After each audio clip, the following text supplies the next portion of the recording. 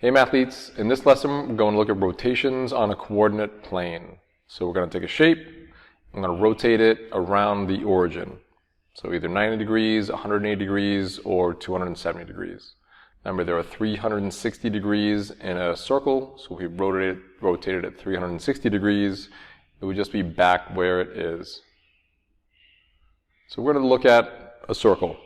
I'm going to rotate it. What you want to think of is the distance from the center to any vertex is the radius of the circle. So we're going to be rotating this either 90, 180, or 270, but since this is the radius of a circle, you could use a little trigonometry to rotate it any number of degrees, and you would still be able to figure it out. But for our purposes, 90, 180, and 270 work out really nicely. So right now this coordinate is at -1, +4. So you can see if we rotate it 90 degrees clockwise, suddenly it's at +4, +1. The y number became the x number, and then it went from being -1 to +1. If we rotated it 180 degrees, it went from 1 to the left and 4 up, to 1 to the right and 4 down. The numbers stay the same, it's just where they are and the sign changes. If you rotate it 270 degrees clockwise, again, went from 1 to the left and 4 up, to 4 to the left and 1 down. The 4 and the 1 stay the same, they're just changing position.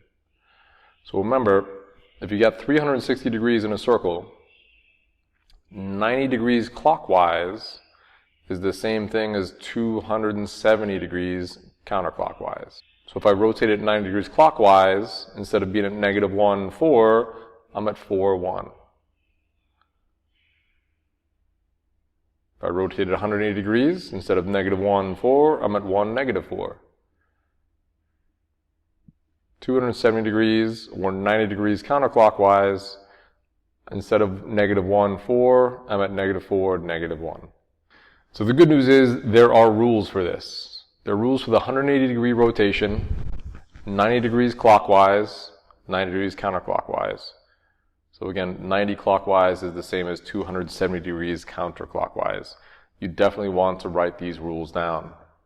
So 180 degree rotation, if I start off at say -1, 4, where my point was, 180 degrees, halfway around a circle, all that happens is the signs flip.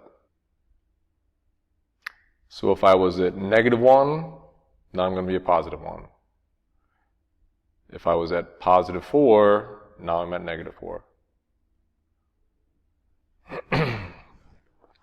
So 90 degrees clockwise, again, that's 270 degrees counterclockwise. They're the same thing.